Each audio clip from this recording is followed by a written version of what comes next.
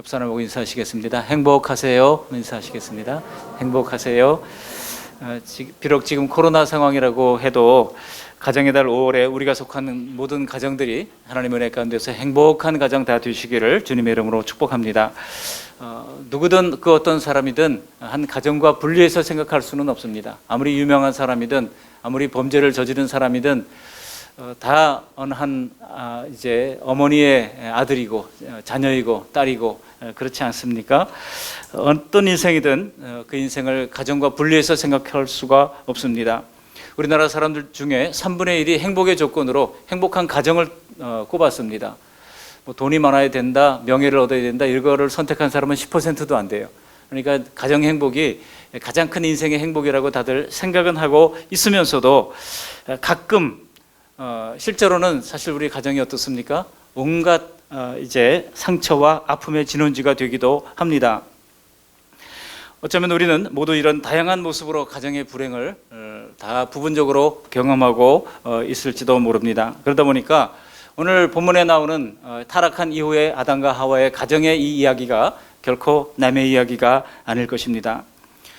그러다 보니까 여러분 시간이 많이 흘렀는데도 나이가 40, 50, 60이 돼도 과거에 받았던 가정에서의 상처를 여전히 안고 있는 분들이 많이 있습니다. 안 그렇습니까? 그러나 우리의 가정을 선물로 주신 하나님을 우리가 진실로 믿는다면, 정말 온 마음으로 하나님께서 우리에게 가정을 주셨다는 사실을 믿는다고 하면, 혹시 아직 가정에 상처가 있을지라도 가정을 만드신 하나님의 뜻을 헤아릴 수가 있는 줄 믿습니다. 그래야 앞으로 우리뿐만 아니라 우리의 자녀들의 가정도 행복할 수 있을 줄 믿습니다. 그러므로 우리는 다른 어떤 것으로가 아니라 성경을 통해 이 가정을 잘 배울 필요가 있습니다. 만약 우리가 이 가정의 유래를 모르고 가정 생활을 한다면 계속 실패를 반복할 수밖에 없는 것입니다. 그래서 오늘은 인류 최초의 가정, 하나님께서 인류 최초의 세 가지 제도를 허락하셨지 않습니까? 순서대로 말하자면 하나님은 제일 처음에 직장 제도를 허락하셨어요. 정복하고 다스리라고 하는 그런 직장 제도를 허락하셨고, 또 창세기 2장으로 넘어가면 이제 아담과 하와를 하나님께서 줄여서 주시면서 가정 제도를 만드셨습니다. 그리고 제일 마지막에 교회 제도를 만드셨죠. 그래서 하나님께서 세우신 세 개의 이 제도가 어쩌면 우리가 시간을 가장 많이 쏟는 순서일지도 모릅니다. 일주일 168시간 중에 가장 많은 시간을 쏟는 것이 직장이죠. 그 다음에 가정입니다. 가정보다 직장이 훨씬 더 많은 시간을 쏟는다는 것을 여러분 얼른 계산해봐도 알 수 있을 겁니다. 그리고 마지막으로 교회입니다. 이 세 가지 제도 중에 그 중심에 바로 이 가정이 있다고 하는 사실을 우리가 알 수 있습니다. 오늘 말씀을 통해서 우리 성도님들과 자녀들의 가정이 점점 더 성경적인 가정, 주님의 뜻에 맞는 가정의 모습으로 세워지기를 소망합니다. 그런데 오늘 본문에는요, 범죄한 아담과 하와에게 임할 그 가정의 모습이 어떤가를 예고해주고 있습니다. 그 본문에 보시면 단어들을 보면요, 고통, 수고, 땀, 이런 단어들이 들어있는 것을 알 수 있습니다. 이런 모습은 꼭 우리 부모님 세대의 모습을 보는 것과 같습니다. 우리 부모님들 세대들 어떻습니까? 자녀들을 줄줄이 낳아서 키우느라고 허리 한번 제대로 못 펴고 마음 편할 날 없었던 고단한 여자의 일생, 우리 어머님들의 모습이 떠오릅니다. 물론 아버지들도 열심히 살려고 애를 썼죠. 돈을 벌러 나간다고 하지만은 그 많은 식구들을 풍족하게 다 채우기가 역부족이었습니다. 그러다 보니까 나중에는 자포자기가 돼서 술에 빠져 사는 아버지들도 많았습니다. 그렇게 평생을 수고와 슬픔으로 살다가 벌써 한 줌 흙으로 돌아가신 분들도 많습니다. 모세가 시편 90편 10절에서 말씀한 바와 같이 인생이 70이고 강건하면 80이라도 수고와 슬픔뿐이라고 했던 것과 같이 그렇게 수고와 슬픔으로 살다가 가신 분들이 많이 있습니다. 그렇다면은 과연 오늘 본문에 나오는 이런 말씀, 이것이 과연 하나님의 형벌 때문이겠습니까? 오늘날은 그 시절에 비하면은요, 과거의 시절에 비하면 오늘날 젊은이들이 보면 어느 정도 풍요를 누리고 사는 것 같습니다. 그러나 겉으로는 번지르르하게 풍요를 누리는 것 같을지라도 그 내면의 생활의 모습이 과연 어떻겠습니까? 과연 평안하기만 할까요? 아무런 스트레스가 없겠습니까? 어떤 설문조사를 보니까요, 가정에서 스트레스를 받는다라고 하는 남자가 40%가 되더라고요. 근데 여자는요, 가정에서 스트레스를 받는다고 대답한 비율이 50%가 되더라고요. 가정에서 여자들이 훨씬 더 남자들보다는 스트레스를 많이 받는 것 같습니다. 그러니까 겉으로 보기에는 행복해 보이는 가정이라 할지라도 크고 작은 아픔들을 다 안고 산다는 것입니다.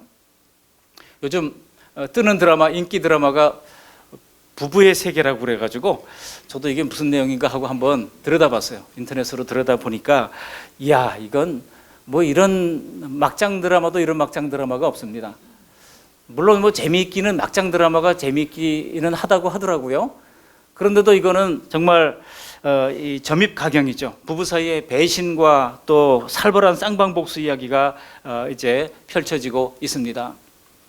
그런데 그 내용들을 보면서 도대체 이거를 누가 만들었을까? 제가 그 배경을 조사를 하다 보니까 이게 우리나라 드라마가 아니고 미국 BBC에서 10부작으로 나왔던 드라마를 우리나라에서 돈 주고 사가지고 다시 리메이크를 한 거더라고요.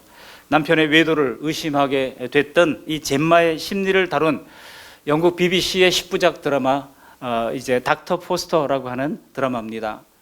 이제 부부의 세계가 끝나서 원작 드라마를 다시 방영해 준다고 하는데요. 별로 추천해 드리고 싶지 않습니다. 여러분, 동서를 막론하고 영국이든 한국이든 남이든 북이든 이런 드라마에 사람들이 관심이 폭발하는 이유가 무엇이겠습니까? 이것은 지구촌 어디나 이 부부관계가 불완전하고 가정이 불안하다고 하는 것을 말해주는 것입니다.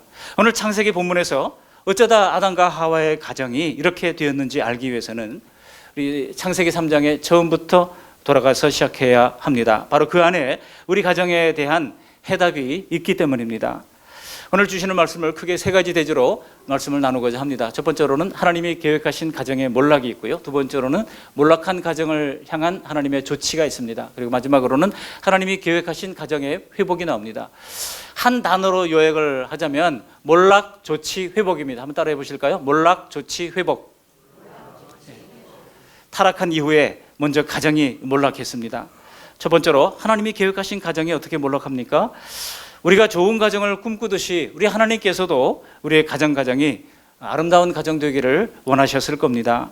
오늘 본문 앞부분에는 아담과 하와의 창조 이야기가 나오는데요. 사람을 만드실 때 여섯째 날 사람을 만드셨지 않습니까? 근데 그 순서가 중요해요. 누구를 먼저 만들었어요? 하와를 만들었습니까? 아니요. 먼저 아담을 먼저 만들었습니다. 하나님이 아담을 만드신 이후에 아담의 갈비뼈로 하와를 창조했다는 것입니다. 그리고 이제 그 아담과 하와를 만드신 그 사건을 통해서 하나님께서 우리에게 주신 이 조직신학적인 의미가 있습니다. 어떤 사람들은 여성들이 특별히 불만을 갖고 있는 경우들이 있어요. 왜 하나님이 여자를 나중에 만들었느냐라고 불만을 표시하는 분들이 있습니다만, 그러다 보니까 이제 자꾸 잘못된 비성경적인 이야기를 만들어내는 경우들이 있습니다. 예를 들어 이런 것이죠. 여성이 우월하다고 하는 것을 드러내는 것으로 원래 모든 물건도 만들 때 처음 만든 것보다 나중에 만든 것이 더 좋다는 겁니다. 처음에는 실수를 많이 하지만 나중에 만들수록 이게 더 좋다는 거예요. 그래가지고 여자가 더 남자보다 우월하다 이렇게 이제 주장하는 이제 여성 신학자들이 있습니다. 그런가 하면은 여성이 더 우월한 이유로 그 소재가 다르다는 거예요. 남자는 흙으로 만들었는데 여자는 뼈로 만들었기 때문에 탁월한 소재의 우수성으로 말미암아 여자들이 더 우월하다고 하는 이야기를 하기도 합니다. 그렇지만 여러분, 조직신학적으로 볼 때 이것이 왜 하나님께서 아담을 먼저 만드셨는지는요, 그래야 했기 때문입니다.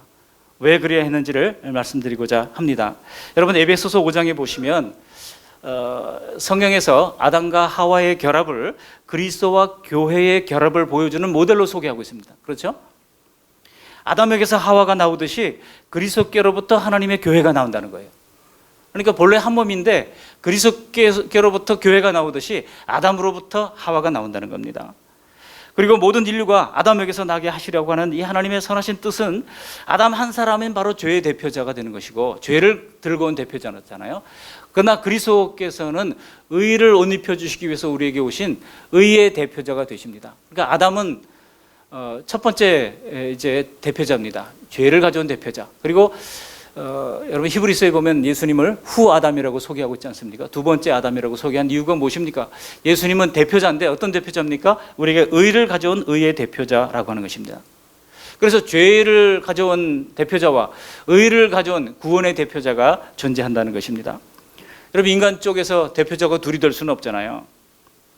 혹시 하나님이 남자를 먼저 만드신 것에 대해서 여성들이 차별당한다고 생각할 필요가 없습니다. 왜냐하면 여러분, 천국의 모습이 어떻습니까? 마태복음 22장 29절에 보시면은요, 이렇게 이야기하고 있습니다. 같이 한번 읽어보실까요? 마태복음 22장 29절 말씀 시작. 예수께서 대답하여 이르시되 너희가 성경도 하나님의 능력도 알지 못하는 거로 오해하였도다. 30절. 부활 때에는 장가도 아니가고 시집도 아니가고 하늘에 있는 천사들과 같으니라. 이게 이 사두개인들이 부활이 없다라고 하는 사람들이 예수님이 부활하신다고 하는 얘기를 이제 콧방귀를 낄 때 우리 예수님께서 설명을 해주신 거예요. 뭐라고 말씀하시는 거 아니? 부활 때는 우리 모습이 어떻다고요? 남자도 없고 여자도 없고 장가도 아니가고 시집도 아니가고 천사들과 같이 그렇게 기쁜 모습으로 살게 된다는 것입니다. 그러니까 중요한 것은 우리가 누가 먼저냐, 그게 그렇게 중요한 것이 아니라고 하는 것입니다. 남자도 여자도 구분 없이 모두가 똑같이 천상의 성가대원으로서 하나님을 높여드리게 될 것입니다. 오늘 최초의 사람 아담은 이렇게 자기 몸의 일부로 만들어진 하와를 기뻐하면서 사랑했습니다. 여기 아담이 하와를 본 순간에 놀라운 고백이 이어지게 되는데요. 창세기 2장 23절 보시면 이렇게 이야기하고 있습니다. 그 전반절에 보시면 이는 내 뼈 중에 뼈요 살 중에 살이라고 말씀하고 있습니다. 어떻게 나로부터 이렇게 아름다운 소중한 존재가 태어났는가 하는 그런 감탄이 소개되고 있습니다. 이렇게 아름다운 에덴 동산에서 행복한 가정이 시작이 된 것입니다. 가정을 향한 하나님의 뜻은 서로 본래 한 몸이었으니 자기 자신을 사랑하듯 서로 사랑하며 행복한 가정을 이루라는 것입니다. 자기 몸을 사랑하듯, 여러분, 기독교는 몸을 부정하지 않는 종교입니다. 어떤 종교는 몸을 학대를 하거나 몸을 고행을 하면서 괴롭게 하잖아요. 그래야 우리 정신이 고양된다고 생각하는 그런 것이 많습니다. 헬라 신학에도 그런 게 있잖아요. 헬라 사상 가운데도 보면은 몸을 억제하고 억누르고 그런 것들이 많습니다. 그러나 우리 기독교는 몸을 잘 관리하고 적절한 휴식과 적절한 음식과 적절한 운동을 통해서 하나님이 우리에게 허락하신 몸을 잘 관리하도록 하는 것입니다. 그래야 내 이웃을 사랑할 때 뭐처럼 사랑하라고 그랬어요? 내 몸처럼, 이웃을 내 몸처럼 사랑하라고 하셨습니다. 그렇게 서로가 본래 한 몸이니 그렇게 서로 자기를 사랑하듯 행복한 가정을 이루라고 하는 것이 하나님의 선한 뜻이었습니다. 여러분, 가끔 우리가 이런 질문을 하는 경우들이 있죠. 만일 다시 태어난다면 당신은 지금의 배우자를 다시 배우자로 맞이하겠느냐? 그런 질문을 하잖아요. 굉장히 비성경적인 질문이죠. 왜냐하면 성경은 다시 태어나는 것이 없다고 말씀하고 있습니다. 그렇죠? 일생이 있다고 그러잖아요. 내 일생 다 가도록. 그런데 불교에서는 한 사람이 500생을 한다고 그러지 않습니까? 500생이 만나면 천생연분이 되는 것이고 그렇게 이 윤회의 고리를 이야기합니다. 그러나 기독교는 그저 한 번 있을 뿐이죠. 단 한 번뿐인 인생입니다. 근데 그 단 한 번뿐인 인생인데 만일 가정을 해가지고 혹시 다시 태어난다면 지금 이 배우자와 만나겠느냐, 그런 겁니다. 그런 질문을 어떤 목사님께 했어요. 그랬더니 그 목사님이 그럼요, 당연히 지금 제 아내를 만나야죠, 이렇게 얘기를 하는 겁니다. 그래서 이번에는 사모님한테 물어보세요. 사모님도 똑같은 생각이세요? 그랬더니 사모님이 손사래를 치면서 아니요, 절대로 안 만나요, 이렇게 얘기를 하는 겁니다. 그래가지고 이 질문했던 분이 다시 그 목사님의 얼굴을 쳐다봤는데 그 목사님의 입에서 내면의 본심의 마음이 튀어나왔습니다. 뭐라고 그러는지 아십니까? 그래주면 난 좋지요, 이렇게 얘기를 했다는 거예요. 여러분, 동서를 막론하고 정말 가정에서 정말 이렇게 다시 죽어도 나는 다시 태어나도 당신만을 사랑하리라, 그런 어떤 노래의 가사처럼 그렇게 행복한 가정을 이루는 사람들이 그렇게 많지는 않은 것 같습니다. 하나님께서 인간을 창조하실 때에 가장 큰 선물은요, 인간에게 자유의지를 주셨다는 것입니다. 자유의지. 그래서 자기의 생각대로 자유롭게 선택하고 책임질 수 있게 하셨다는 것입니다. 에덴 동산 최초의 가정의 행복은 바로 이 자유의지로 하나님을 선택할 것이냐 뱀을 선택할 것이냐 두 개 중에서 하나님을 선택하는 그런 올바른 선택을 할 때 보장된 것이었습니다. 그리고 하나님뿐만 아니라 배우자 서로에 대한 사랑과 의무를 잘 선택해 가는 한도 안에서 잘 유지되는 것이었습니다. 원래 자유의지라고 하는 말 자체가 자유롭게 선택하고 책임진다고 하는 의미를 포함하고 있는 것이잖아요. 그런데 이 아담과 하와가 어땠습니까? 하나님 주신 자유의지를 가지고 나쁜 선택을 하고 말았던 겁니다. 보세요. 여기 하와는 뱀의 유혹을 받아서 하나님께서 금지하신 선악과를 따먹어버리고 말았습니다. 그리고 아담에게도 그것을 주어서 아담이 받아먹게 했습니다. 그 결과 창조주 하나님의 가장 큰 배려로 가장 아름답게 창조됐던 인간의 그 모습이 이제 서로 원망하고 서로 비난하는 그런 모습으로 몰락하고 말았던 겁니다. 여러분, 지금도 우리는 눈에 보이지 않는 주님이 마치 모르시는 것처럼 행동하면서 크고 작은 일에 주님을 배신하고 있지 않습니까? 사람이 나한테 조금이라도 호의를 베풀면 그 사람에게라도 그렇게는 대하지 않을 겁니다. 에덴의 뱀은 또 어떻습니까? 에덴의 뱀은 원래 천사였다고 그러지 않습니까? 천사였는데 하나님을 거역하여 사탄이 되고 말았다고 성경은 소개하고 있습니다. 그렇게 아담과 하와를 병들게 했던 뱀이 그 사탄이 된 이유가 무엇입니까? 그 사탄이 그렇게 아담과 하와를 또 유혹한 이유가 무엇입니까? 그것도 거짓말을 했잖아요. 너희가 이 선악과를 따먹으면 하나님처럼 지혜롭게 된다라고 하는 거짓말을 한 겁니다. 근데 여러분, 하와가 그것을 먼저 따먹었다는 이유는 무엇입니까? 자기도 신처럼 되고 싶은 그런 욕망이 그의 마음속에 꿈틀거리고 있었다는 것입니다. 그렇기 때문에 하와는 단지 억울하게 뱀의 유혹을 받아서 넘어간 게 아니에요. 자기도 똑같은 생각을 가지고 있었기 때문에 이제 뱀의 말을 선택하고 말았던 겁니다. 그래서 남을 존중하고 남을 유익하게 하는 일에 하나님께서 허락하신 자유의지를 사용하는 대신에 자기 욕망을 이루려고 하는 쪽으로 움직이고 있었던 것입니다. 오늘날 우리도 자유의지를 쓸 때 다른 사람의 자유와 행복을 침해하지 않는 한도 안에서 사용하는 것이 중요합니다. 그러나 선택에는 반드시 책임이 따릅니다. 하나님은 그 선택에 따르는 책임을 물으실 것입니다. 결국 이 아담과 하와는 선택을 잘못하는 바람에 이제 선악과를 따먹고 나서 이제 잘못된 선택으로 말미암아 가장 높은 곳에서 추락하고 맙니다. 그래서 하나님과의 관계는 물론이고 부부 관계도 깨어지고 말았고 서로를 탓하면서 서로를 원망하는 사이가 되어버리고 말았던 겁니다. 그러다 보니까 진정한 사랑도 안개처럼 사라졌고 신뢰도 사라졌고 행복한 가정도 신기루처럼 사라져버리고 말았던 겁니다. 하나님이 계획하신 가정이 완전히 몰락하고 마른 것입니다. 그러다 여러분, 만일 거기서 끝났다면 우리에게 아무런 소망이 없을 거예요. 하나님께서 우리에게 새로운 소망을 허락해 주십니다. 이것이 바로 두 번째 대지인데, 이런 몰락한 가정을 향한 하나님의 조치가 있다는 것입니다. 하나님은 아담과 언약을 하실 때 불순종할 때 영원한 영적 사망이 있음을 우리에게 말씀하신 바 있습니다. 이 사망의 종류가 세 가지가 있죠. 영적인 사망, 육적인 사망, 그리고 영원한 사망이 있습니다. 그래서 영원한 사망은 인간에게 주시는 가장 강력한 최고의 형벌이라 할 수 있습니다. 정말 그 말씀 그대로 에덴의 범죄로 말미암아 하나님 관계는 끊어졌고 에덴의 가정은 파괴해 버렸습니다. 깨져 버렸습니다. 그렇기 때문에 오늘 이 말씀은요, 이미 창세기 2장에서 범죄함으로 말미암아 창세기 이제 3장 전반부에서 범죄함으로 말미암아 가정이 깨어졌잖아요. 그리고 에덴 동산이 이제 쫓겨남을 당하게 되잖아요. 거기에 주신 하나님의 놀라운 형벌이 이미 있는 겁니다. 그러므로 오늘 주시는 말씀은요, 그 형벌 위에 또 다른 형벌을 내린 것이 아닙니다. 형벌 위에 또 다른 형벌을 내린 것이 아니라 오늘 말씀은 형벌로 괴로워하는 이 백성들을 향한 하나님의 대책, 하나님의 조치입니다. 이건 제 말이 아니고요, 이 시대의 가장 가정사역자로 유명한 게리 체프먼 목사님의 이야기입니다. 정말 제가 성경을 다시 보니까 그래요. 하나님이 또 다른 형벌을 깐대 또 깐식으로 내린 게 아니에요.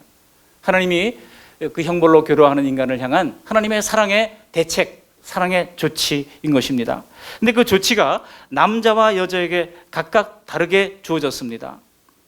먼저 여자에게 내리신 조치가 있습니다. 그 조치를 16절에서 이렇게 소개하고 있습니다. 우리 16절 말씀을 함께 읽어보십니다. 또 여자에게 이르시되 내가 내게 임신하는 고통을 크게 더하리니 내가 수고하고 자식을 낳을 것이며 너는 남편을 원하고 남편은 너를 다스릴 것이라 하시고.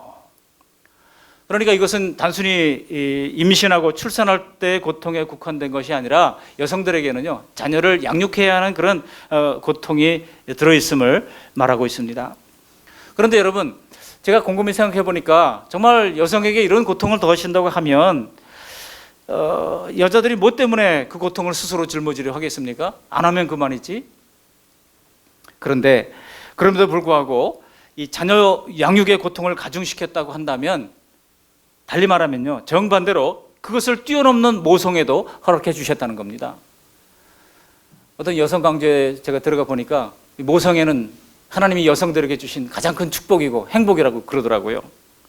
그렇기 때문에 그 고통도 기꺼이 지고 가는 겁니다. 그래서 자식 때문에 자신을 희생하고, 자식 때문에 가슴이 철렁 내려앉고, 자식 때문에 종종 말하기를 자식은 애물단지야 라고 말하면서도 여전히 아이 낳고 여전히 아이 키우느라고 전전긍긍하면서 자식을 키워내는 것입니다. 제가 생각할 때 만일 정말 하나님이 임신, 출산, 육아에 이르는 그 고통에 모성애라고 하는 이런 조치를 내리지 않으셨다고 하면, 여러분, 우리 어머니들이 정말 우리를 어떻게 키워놓았을 것 같습니까? 벌써 다 도망갔지. 안 그렇습니까? 이미자 씨가 부른 여자의 일생이라는 가사를 보니까요, 제가 뭐 그런 노래를 모릅니다. 근데 가사를 보니까 참을 수가 없도록 이 가슴이 아파도 여자이기 때문에 말 한마디 못하고 헤아릴 수 없는 서름 혼자 지닌 채 고달픈 인생길을 허덕이면서 아 참아야 한다기에 눈물로 보냅니다. 여자의 일생. 이렇게 하더라고요. 여러분, 창세기 3장 16절 하반절을 보시면요, 하나님이 주신 조치 중에서 여자들이 제일 싫어하는 조치가 있습니다. 그게 뭔고 하니 너는 남편을 원하고 남편은 너를 다스릴 것이니라 그랬습니다. 남편은 너를 다스릴 것이니라. 여성들이 이것을 제일 싫어해요. 그러다 보니까 여성 신학자들이요, 그 다스리다라고 하는 말을 이제 히브리어 사전을 찾아가지고 이게 몇 번째 뜻을 취하면 안 되고 몇 번째 뜻을 취해야 맞다 그러면서 성경을 여러 개조로 막 번역을 해놨어요. 여러분, 히브리어가 정말 그래요. 히브리어가 웬만한 단어는 적어도 4가지 뜻이 있고요, 어떤 단어는 10몇 가지 뜻을 가지고 있는 그런 단어들도 많습니다. 그러니까 이게 통상적인 뜻이냐 아니면 이 문맥 속에서 무슨 뜻이냐를 밝혀가지고 여성들이 억울하다 이거죠. 여성들을 어떻게 하면 좀 높일까 하는 차원으로 성경을 새롭게 번역한 그런 번역본들이 많이 있습니다. 그러나 여러분, 결과적으로 여기에 주시는 말씀은 여성 안에 존재하는 하와의 질주를 막는 조치라고 저는 생각을 합니다. 왜 그런가 하면, 여러분 보세요. 오늘 이 아담이 뱀의 말을 듣고 이제 속아서 선악과를 따먹은 하와로부터 또 받아서 먹지 않습니까? 그 과정을 보면요, 누가 주도적으로 움직이는가를 볼 필요가 있습니다. 누가 주도적으로 움직여요? 아담입니까? 하와입니까? 하와입니다. 그래서 하나님의 뜻대로 돕는 배필이 되어서 아담의 불완전함을 도와주고 함께 가정을 이루라고 했던 이 하와가 굉장히 주도적으로 움직이고 있습니다. 그래서 주도적으로 결정하고 스스로 판단하고 스스로 추진하고 스스로 먹게 하고 막 그러잖아요. 원래 이 돕다라고 하는 단어가 히브리어에 구약 성경에 19번밖에 등장하지 않습니다. 에제라고 하는 단어는 단 19번밖에 등장하지 않는데, 이 단 2번을 제외하고는 전부 다 하나님에 관련하여 쓰이고 있습니다.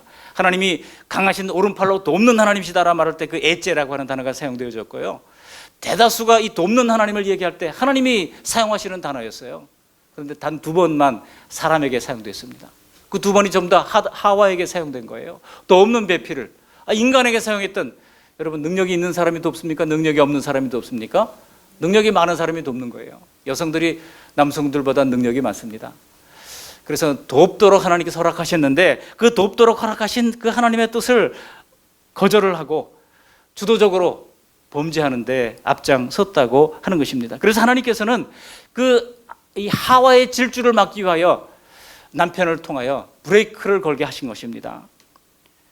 그 하와의 질주를 아무도 막지 못하는 것입니다. 그래서 남편에게 어느 정도 이 브레이크 기능을 허락해 주신 것입니다.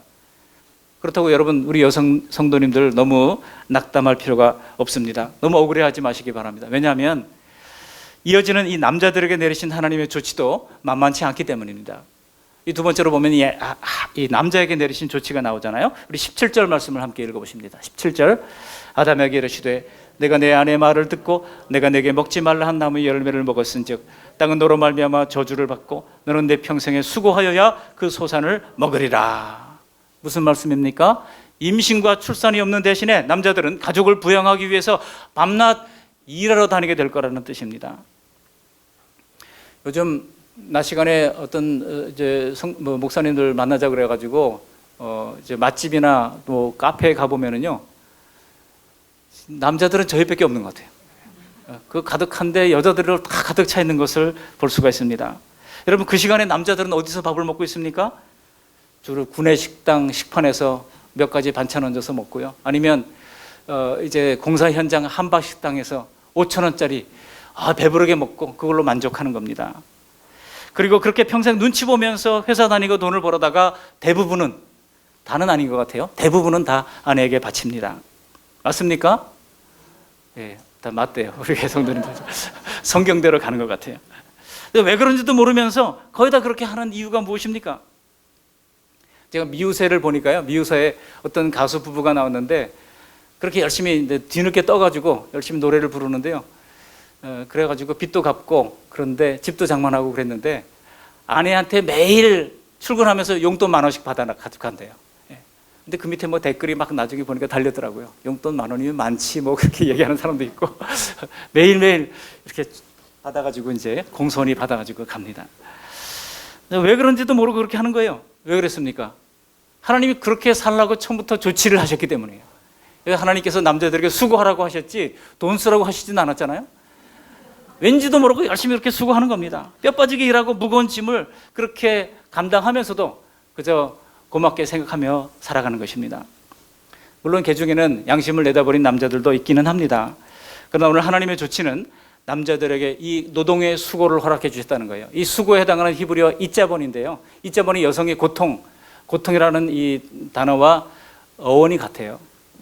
여성에게는 그런 고통을 주셨고 남성에게는 일하는 고통을 주셨다는 뜻입니다. 더구나 그 노동을 고되게 하셨다는 거예요. 쉽게 열매를 얻을 수가 없습니다. 여러분 18절 19절 말씀 같이 한번 읽어보실까요? 18절 19절 전반절까지만 시작. 땅이 내게 가시덤불과 엉겅퀴를 낼 것이라. 내가 먹을 것은 밭의 채소인즉 내가 흙으로 돌아갈 때까지 얼굴에 땀을 흘려야 먹을 것을 먹으리니. 여기까지. 그러니까 마음껏 땅을 정복하고 다스려야 하는데 그걸 가시덤불과 엉겅퀴로 막아놓았다는 겁니다. 그러므로 땅은 더 이상 저절로 우리에게 아름다운 소출을 주지 않습니다. 마음껏 땅을 정복하고 다스려야 하는데 결정적으로 돈을 많이 벌어오지 못하는 이유가 바로 여기에 있는 겁니다. 하나님이 창세기 3장부터 겨우 제한된 삶의 반경 안에서 먹을 것만 얻도록 하셨기에 그렇게 가시덤불과 엉겅퀴를 헤치면서 남자들은 일하고 또 일하는 겁니다. 오늘 어쩌면 가족을 위해서 가시덤불을 헤치면서 돌아왔던 남편 아빠들을 우리 여성들이 좀 따뜻하게 대해주면 좋겠다는 생각이 듭니다. 여러분, 타락 이후 인간에게 주어진 이 하나님의 조치가 그저 형벌로 느껴지십니까? 아니요. 제가 생각하기에는 이것은 형벌이 아니라 하나님이 가끔 다툴지언정 한편이 되어서 서로 의지하며 살아보라고 하는 하나님의 사랑의 조치라고 할 수가 있는 것입니다. 전도서에서도 그것을 이렇게 요약하고 있습니다. 전도서 5장 18절에 보시면 이렇게 말씀하고 있습니다. 사람이 하나님께서 그에게 주신 바 그 일평생에 먹고 마시며 해 아래서 하는 모든 수고 중에 낙을 보는 것이 선하고 아름다움을 내가 보았나니 그것이 그의 몫이로다 그랬어요. 옛날 개혁 성경에는 그것이 그의 분복이로다 그랬습니다. 그러니까 수고하고 그 수고 중에서 낙을 보는 것, 수고 없이 낙을 보는 게 아니라 열심히 수고하면서 땀을 흘리면서 낙을 보는 것, 그런 소소한 재미를 누리게 하셨다는 것입니다. 이것이 일반적인 가정에 대한 하나님의 자비하신 뜻입니다. 그러나 아쉽게도 사람의 죄와 나쁜 양심이 복잡한 사정이 얽혀가지고 이런 소소한 행복마저도 누리지 못하는 가정들이 점점 많아지고 있는 것 같아서 안타깝습니다. 어떻든 하나님께서 타락한 이 가정을 향한 이런 조치를 하셨다는 것입니다. 그리고 나서 궁극적으로 그 조치는 이 하나님이 계획하신 그 가정의 회복을 향하고 있습니다. 마지막 세 번째 대지로 하나님이 계획하신 가정의 회복을 보도록 하겠습니다.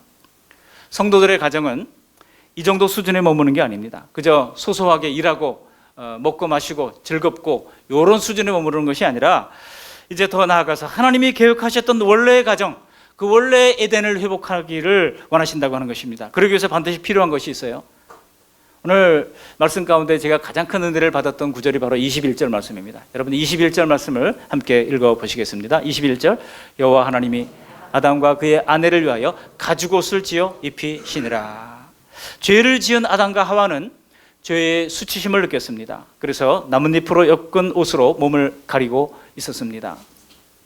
사람은 하나님께서 양심을 처음부터 허락해 주셨기 때문에 다른 동물들과 달리 이 사람과 침팬지 실험이 있어요. 맛있는 이 바나나를 앞에 놓두고 어린아이와 침팬지가 있었는데 이거 먹으면 안 된다고 막 이제 얘기를 했어요. 침팬지에게는 이제 사육사가 이렇게 언지를 줬겠죠. 그러니까 사람에게는 먹으면 안 된다고 얘기했어요. 그런데 계속 그만 쳐다보니까 너무나 먹지 말라 그러면 더 먹고 싶잖아요. 그러니까 아이가 마침내 까먹었어요. 나중에 이제 선생님이 돌아왔어요. 딱 돌아왔는데 아이가 선생님 눈을 맞추지 못하는 겁니다. 왜 눈을 맞추지 못할까요? 마음에 양심이 있기 때문에 그런 거예요. 양심이 있기 때문에 눈을 맞추지 못하는 겁니다. 근데 침팬지도 먹었어요. 침팬지는 어떨까요? 내가 아무런 나는 죄가 없다는 눈을 똑바로 마주치고 그렇게 이제 즐겁게 있는 것을 봅니다. 그러니까 동물과 사람이 다른 것은 하나님은 사람에게 양심을 허락해 주셨다는 것입니다. 그 양심의 기능 때문에 사람이 부끄러운 나머지 이제 이렇게 측은할 정도로 치마를 만들어서 입고 있었다고 하는 것입니다. 근데 그 모습을 보는 그 하나님의 마음이 부모의 마음과 같아요. 여러분, 부모가 자녀들을 혼내다가도 자녀들이 막 이제 그 수치위에 몸을 떨면서 부끄러워하고 숨는 그런 모습을 보면 괜히 측은하지 않습니까? 우리 하나님의 마음은 그런 부모의 마음처럼 이런 에덴 동산에서 쫓겨난 이 아담과 하와를 긍휼히 여겨주시기를 원하셨습니다. 그리고 그 거친 삶에 내몰린 이들을 위하여 측은한 나머지 가죽옷을 지어 입히셨다는 것입니다. 여러분이 가죽옷을 지어 입히셨다는 거예요. 제가 가죽옷을 묵상하면서 또 성경 여러 자료들을 찾아가면서 큰 은혜를 받았습니다. 왜냐하면 이 가죽은요, 가죽옷이라고 하는 것은 죄 없는 동물이 죽어야만 얻을 수 있는 옷 아니겠습니까? 중요한 것은 창세기에서부터 죄를 가리기 위한 동물의 제사가 시작이 되고 그 동물의 제사는 곧 장차 예수님의 십자가 죽음을 통한 속죄를 암시하는 것입니다. 오늘 보면 가죽옷을 지어 입히셨다 해서 이 입히다라고 하는 히브리어 단어가 르빠샴이라고 하는 단어인데요. 이것은 성경에서 딱 두 가지 용례 외에는 사용된 적이 없습니다. 첫 번째는요, 왕이 신하에게 예복을 입히다라고 말할 때 여기 르빠샴이라고 하는 단어가 사용되어 있었습니다. 또 하나는요, 제사장이 의복을 입을 때 본인이 입는 게 아니잖아요. 대제사장이 입혀주잖아요. 그리고 이제 또 대제사장이 물러날 때는 그 다음 대제사장한테 이것을 입혀줍니다. 그럴 때 입히다라고 하는 단어가 사용되어졌습니다. 그러니까 여기 가죽옷을 지어 입히셨다고 하는 것은 단순히 동정으로 그냥 입혀주셨다고 하는 그런 의미가 아닙니다. 이것은 이미 범죄하고 나락으로 떨어진 인간의 영예를 회복시키시기를 원하시는 하나님의 결연한 의지를 표현하는 하나님의 사랑의 손길인 것입니다. 오늘날 거듭난 우리는 예수님께서 입혀주신 의의 옷이 있습니다. 우리는 이미 의의 옷을 입고 있는 것입니다. 그래서 이젠 죄가 가리워졌습니다. 죄가 없어진 게 아니라 죄가 가리워졌어요. 죽었던 영이 성령으로 다시 태어났기에 우리의 가정도 다시 회복될 수 있는 소망을 가지게 된 것입니다. 그러므로 이제 우리가 할 일은 에덴 동산에서의 실패를 우리가 거울 삼아서 우리의 자유의지를 다시 바르게 사용하는 것입니다. 한마디로 세상의 소리와 하나님의 말씀 중에 세상의 소리를 선택하는 것이 아니라 하나님의 말씀을 선택하기로 하는 것입니다. 이렇게 선택하기로 작정하는 사람들에게 내주하는 성령께서 우리를 도와주실 것입니다. 에베소서 5장에서는 그래서 부부관계가 곧 예수 그리스도와 성도의 관계와 일치한다고 말씀하고 있는 것입니다. 에베소서 5장은요, 부부관계에 대해서 주신 말씀이 아니에요. 하나님과 우리 예수님과 교회 관계에 대해서 말씀을 주시면서 부부관계를 하나의 유비로 사용하신 것입니다.